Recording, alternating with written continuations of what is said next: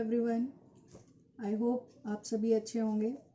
Last video में जब मैं बात कर रही थी मैंने अपने थंबनेल में और लास्ट में एक पिक्चर डाली थी। मुझे मालूम नहीं आप में से कितने लोगों ने इस पर ध्यान दिया, जो कि बायोलैट्रिकल एसिमेट्री ऑफ फेस के बारे में थी। उसके बारे में ही आज मैं आपको फिर से थोड़ी सी जानकारी देना चाहती हूँ।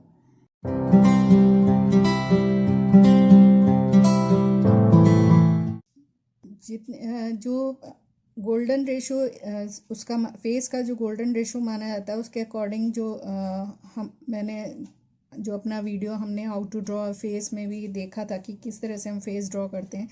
उसमें फोरहेड से लेके जो नोज़, ये जो आईब्रो के पार्ट है वो आपका 1/3, फिर नोज़ से लेके ये आईब्रो से लेके नोज़ तक का ये आपका 1/3, और ये नोज़ से लेकर चिन तक का ये 1/3, यानी कि ये तीनों इक्वल रेशो होने चाहिए। और आईज और हेड और चिन के बीच में जो डिस्टेंस है वो इक्वल होता है, यानी आई जो है हाफ पर होती है। ये मैं आपको पिछले वीडियो में, मतलब जो हाउ टू ड्रॉ फेस में मैंने बताया ये सारी चीज़ें। तो गोल्डन रेशो में बिल्कुल परफेक्शन के साथ वो मेज़रमेंट करते हैं जो प्लास्टिक सर्जन होते हैं या साइंटिस्ट होते हैं। उसमें ये देखा जाता है कि अगर उसका जो रेशो है कि विड्थ जो है 1 है, तो जो लेंथ है वो 1.6 होनी चाहिए। तो उसके अकॉर्डिंग वो जो चेहरा होता है वो परफेक्ट होता है। और उसमें और भी चीज़ें देखी जाती हैं, जैसे कि आईज, ये जो ट्रायंगल यहाँ पे ट्रायंगल बन रहा है, नोज़ के बीच में जो ट्रायंगल बन रहा है वो अगर परफेक्ट है तो उसको गोल्डन रेशो बोला जाता है। और ज़्यादातर लोगों में ऐसा देखा गया है कि जो एवरेज पीपल होते हैं उनका रेशो जो होता है 1:1 होता है, लेकिन वो सुंदर माने जाते हैं। लेकिन जो कॉमन प्रॉब्लम देखी गई है बायोलैट्रिकल सिमेट्रिकल में, कि जो हमारा लेफ़्ट साइड है वो राइट साइड के बिल्कुल एक्यूरेट नहीं होता। उसके बहुत से कारण हो सकते हैं, उसके बारे में हम बाद में चर्चा करेंगे। लेकिन पहले मैं आपको बता दूं कि मोस्ट जो कॉमन डिसऑर्डर्स होते हैं वो 5% लोगों में अपर रीजन में होते हैं, यानी आईब्रोज और आईज को लेकर के होते हैं। 36% लोगों में नोज़ को लेकर के होते हैं, यानी कि नोज़ रिज जो है वो उसमें किसी तरह की प्रॉब्लम है, या जो कार्टिलेज है वो थोड़ा सा टेढ़ा है। इस तरह के जो प्रॉब्लम्स आते हैं वो 36% लोगों में होते हैं। और 75% लोगों के अंदर जॉज को लेकर के प्रॉब्लम होती हैं। उनका जॉ अलाइनमेंट जो होता है वो प्रॉपर नहीं होता, जिसकी वजह से उनकी जो चिन है वो जो अलाइनमेंट सही ना होने की वजह से ये ट्रांसवर्स लाइन मानते हैं कि ये हॉरिजॉन्टल लाइंस जो हैं वो बिल्कुल स्ट्रेट होनी चाहिए। लेकिन ऐसे उन लोगों में अलाइनमेंट सही ना होने की वजह से ये जो वो होती हैं वो टिल्ट होती हैं, यानी कि लेफ़्ट टू राइट भी हो सकती है या राइट टू लेफ़्ट भी हो सकती है। तो ये इस तरह से अगर होता है तो ये आपका कैंटिंग कहलाता है, यानी कि ट्रांसवर्स लाइंस जो हैं वो टिल्टेड हों। और या फिर प्रोट्रूडिंग जॉज, यानी जॉज जो हैं वो आगे की तरफ निकले हुए होते हैं, इस तरह से आगे की तरफ निकला हुआ होता है। तो ये जो कारण हैं इनके ऊपर अभी हम बात करने वाले हैं। अलाइनमेंट के लिए आपको क्लियर कर दूं कि हमारा अलाइनमेंट से मेरा क्या मतलब है।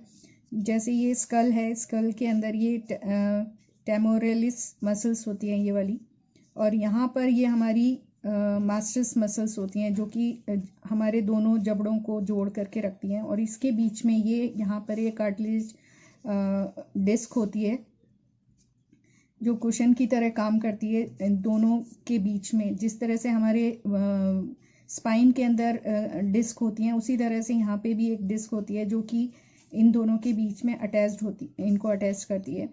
और ये हमारा टेम्पेरोलो मैंडिबुलर जॉइंट जो होता है, ये वाला हमारा, इसका ही अलाइनमेंट जब गड़बड़ होता है तो हमारे ये प्रॉब्लम्स आती हैं, जिसमें कि जॉइंट, ये जॉ जो है अगर एक साइड पे खिसक जाए इसका अलाइनमेंट अगर एक साइड हो जाए तो चिन का जो शेप है वो इस तरह से टेढ़ा हो जाता है, या इस साइड खिसक जाए तो चिन जो है वो इस साइड से टेढ़ा हो जाएगा। तो ये इसमें जो प्रॉब्लम्स आती हैं, क्यों ये मास्टर्स मसल्स ही हमारी, जब हम कोई भी चीज़ चबाते हैं या खाते हैं, ये दोनों मसल्स हमारी एक साथ काम करती हैं। कभी आप चबा करके अपने टेम्पोरल उस पर हाथ रख के देखिए तो आपको उसमें एक वाइब्रेशन जैसी महसूस होती है या मूवमेंट महसूस होता है। तो ये दोनों मसल्स एक साथ काम करती हैं, जो ये हमारी जॉज को इंटैक्ट भी रखती हैं, आपस में एक साथ जोड़ करके भी रखती है। तो इन मसल्स अगर हम जो खाना खाते हैं वो बहुत ही वो है, सॉफ्ट खाना खा रहे हैं, हार्ड चीज़ें नहीं खा रहे हैं, तो उससे ये इनकी एक्सरसाइज प्रॉपर नहीं होती है, जिसकी वजह से ये लूज़ हो जाती हैं और जो अलाइनमेंट है वो गड़बड़ हो जाता है। और उस अलाइनमेंट में कभी कभी जो जॉ हैं वो होते तो सभी के एक जैसे ही हैं, लेकिन जो अलाइनमेंट का जो रेशो है वो गड़बड़ होने की वजह से जॉ जो है वो 14 मिलीमीटर तक आगे आ जाता है, जिसकी वजह से लोगों को प्रॉब्लम होती है। या तो इस तरह से आगे की तरफ अपर ये लोअर जॉ जैसे इसमें नीचे की तरफ आगे बढ़ गया है और इसमें अपर जॉ आगे की तरफ निकला हुआ है, तो ये फेस देखने में भी बड़े अजीब से लगते हैं थोड़े से। लेकिन इन फेसेस को आराम से ठीक किया जा सकता है। हमारे इंडिया में तो बहुत सी फेशियल योगास भी हैं, जिसमें से एक खेचरी योगा जो हठ योग में आता है, लेकिन वो काफ़ी डिफ़िकल्ट होता है, उसको करना इतना आसान नहीं है और बिना किसी प्रैक्टिशनर की देखरेख के तो आपको करना भी नहीं चाहिए। लेकिन एक इंग्लैंड के एक डॉक्टर हैं, डॉक्टर माइक मियो, उन्होंने एक नया जो कि ऑर्थोडोंटिस्ट भी हैं, उन्होंने एक नया टेक्निक निकाली है जिसको उनके नाम पे ही म्यूइंग कहते हैं, जिसको जो करने का तरीका है वो इस तरह से है। लिप्स आपके बंद होने चाहिए, आप नाक से ब्रीथ कर रहे हो, आपके जो मोलर्स हैं वो एक दूसरे के ऊपर होने चाहिए, यानी अपर मोलर और लोअर मोलर्स जो हैं वो एक दूसरे के ऊपर अरेंज होने चाहिए। और जो आपकी जीभ है, जो आपकी टंग है, वो आपके ऊपर अपर पैलेट को छूनी चाहिए, यानी कि ये जो टंग है वो यहाँ पर टच होनी चाहिए अंदर की तरफ। तो ये जो एक्सरसाइज है वो हमें उठते बैठते चलते फिरते खाते पीते हमेशा करनी है, यहाँ तक कि सोते समय भी। उसमें क्या करना है, आपका जो टंग है वो आपके इसके अंदर ही रहनी चाहिए, यानी कि जो अपर पैलेट को टच करती हुई, और लेकिन दांतों को धक्का ना देते हुए दांतों के बीच में ही रहनी चाहिए। तो इस तरह से अगर आप करते हैं तो आपके ये जो कईयों का जो आगे की तरफ निकला हुआ मुंह होता है धीरे धीरे अलाइन होना शुरू हो जाता है, यानी कि जो जॉ बोन है वो अपना प्रॉपर शेप में आनी शुरू हो जाती है। तो इससे और आपके जो टिल्टेड वो हैं उसको भी ठीक किया जा सकता है। तो ये जो तरीका है इसको करने में बहुत टाइम लगता तो बहुत टाइम है, लेकिन ये बहुत आसान है और हर किसी को करना चाहिए, ताकि उनके अंदर भी अगर इस तरह की कोई भी प्रॉब्लम है तो वो ठीक की जा सकती है। मैंने आपको जो बताया है टेम्पोरल मैंडिबुलर जॉइंट जो है, इसको TMJ भी कहते हैं, और जब ये अलाइनमेंट की प्रॉब्लम होती है तो डॉक्टर्स इसको TMJ अलाइनमेंट डिसऑर्डर के नाम से जानते हैं। तो मैंने ये तो लोअर जॉ की बात कर दी। जो हमारा अपर रीजन में जो प्रॉब्लम्स होती हैं उनमें आता है कि आई कॉन्टूरिंग, ये जो आई के ऊपर जो आईलिड होती है कई बार वो टेढ़ी हो जाती है। जेनेटिकली आपने देखा होगा कुछ लोगों की आंखें भी टिल्टेड होती हैं, यानी कि एक आंख, दोनों आंखें एक साथ एक ही तरफ घूम जाती हैं, मतलब अपोजिट उसमें इस तरह से पास पास आ जाती हैं। तो ये जो भैंगापन जिसको कहते हैं हम उसमें, तो ये भी देखा जाता है, जिसको ऑपरेशन के थ्रू ही हम करेक्ट कर सकते हैं। और जो आईब्रो की, कई बार आईब्रो की पोजीशनिंग में भी चेंजेस देखे गए हैं कि एक आईब्रो जो है वो नीचे है, एक आईब्रो ऊपर है। तो ये इस तरह के जो प्रॉब्लम्स देखे जाते हैं वो ये अपर रीजन में देखे जाते हैं, जो कि 5% लोगों में देखने को मिलता है।